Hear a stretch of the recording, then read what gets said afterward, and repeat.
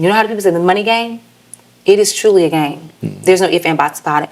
And first of all, when we were talking about, because I just made a purchase, and the first thing I'm trying to find out is like, if people have this whole interest-free kind of thing. It's like, okay, give me my time frame there, because I'm always trying to, whatever it is, pay it within that time frame, so I will eliminate that interest, right? And so I work on that constantly, right? Anything if it's interest-free, I want to know, and I want to make sure that I stay within that time frame. But another thing that so many people wrestle with, and especially in business, it's like, utilizing some of your own money. And I've had discussions on my radio show, because of course I do have a radio show, Giselle on Air. You've been on the show.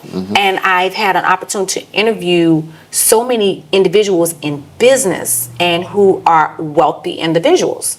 And so we talked about borrowing money versus using your own money, right?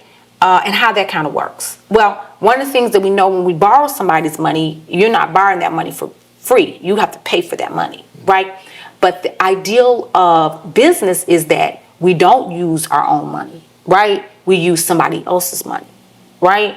And that's a very tricky conflict. Exactly.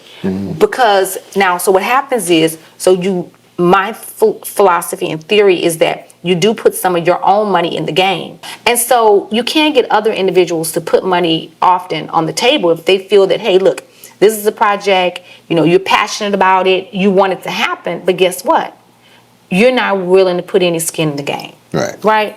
And so my position is, and we'll probably talk about that, my film that I did, more than Who Says You Can't, African American Women in Science. Right.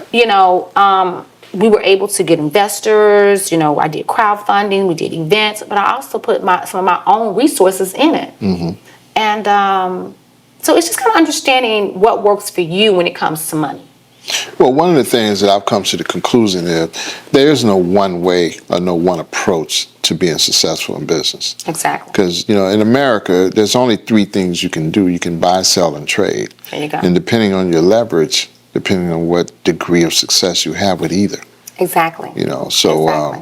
Exactly. You have to be realistic. If it's something that you need and you have to buy it, you buy it. If it's something that you need and you can trade for, you trade for it. Exactly. If it's something that you can actually sell it and still make money. Exactly. You do that as well.